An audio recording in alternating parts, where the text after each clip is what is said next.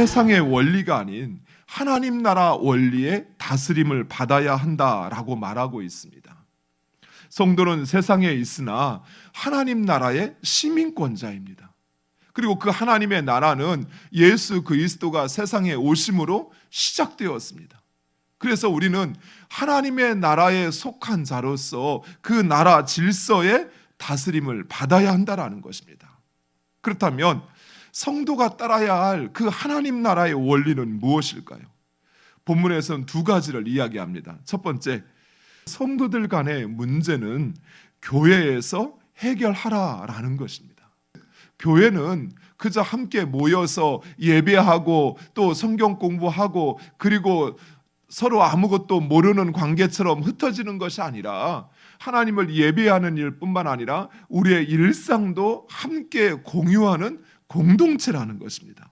무엇보다도 교회는 왕이요 재판장이신 하나님께서 다스리고 임재하신 곳입니다. 그렇다면 우리는 그 모든 문제를 하나님께 맡겨야 하는 것입니다.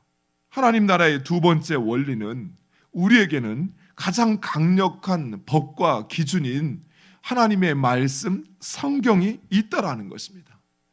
세상의 기준이 아니라 하나님 앞에 내가 살아가고 있기에 하나님의 말씀에 그렇게 말하고 있기에 우리는 그 법, 그 하나님의 말씀을 지키는 것입니다. 왜냐하면 하나님의 법은 우리의 모든 것을 살피시는 하나님의 말씀이며 그리고 그것은 영원하기 때문입니다. 하나님의 법이 당장은 재판장이 듣고 그 법을 기준으로 가지고 판단하는 것처럼 보이지만 그러나 그 재판장은 내 마음에 있는 그 억울함까지 또 내가 얼마나 그를 위하여 또 그를 생각하면서 했던가라고 하는 그 의도와 생각까지는 살피지 못한다는 것입니다. 그러나 우리 하나님은 우리의 마음의 중심까지 살피셔요. 그리고 그 죄에 대한 책임은 끝까지 영원까지 묻는다는 것입니다. 두 번째, 바울은 세상을 심판하는 하나님의 백성들의 위상을 우리에게 제시해 주고 있습니다.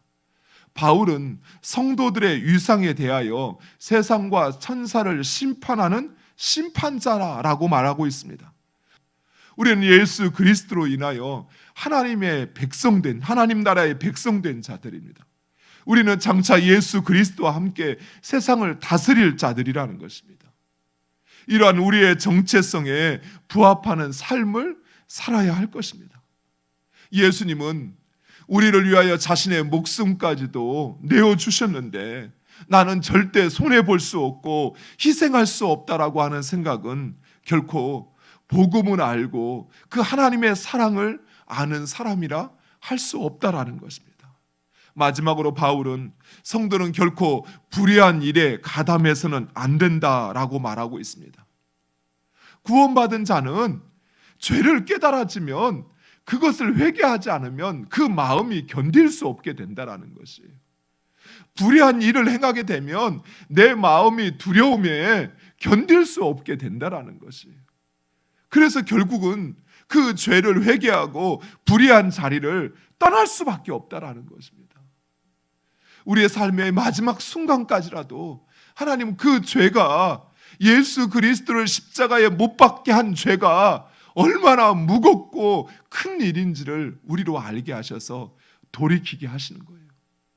그 십자가의 보혈을 의지하게 하여서 우리로 하여금 죄에서 돌이켜 그 하나님 나라의 법, 하나님 말씀을 따라 살게 하는 것입니다. 사랑하는 성도 여러분, 세상이 뭐라 해도 우리는 하나님 나라의 백성입니다.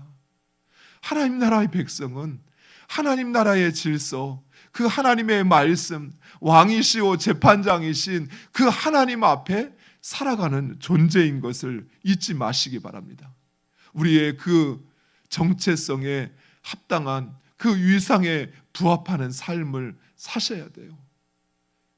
또 때로는 우리의 연약함으로 인해서 그 모습이 드러날 때는 무엇보다도 먼저 내가 하나님 앞에 범죄하였다는 사실을 고백하고 회개할 때 하나님께서 우리의 죄를 용서하시고 다시 그 삶, 하나님 나라의 그 위상과 또 그 권세와 능력을 가지고 살게 하시는 줄 믿으시기 바랍니다. 오늘 하루도 그 하나님 나라의 백성으로 살아가는 여러분 되시기를 간절히 축원드립니다.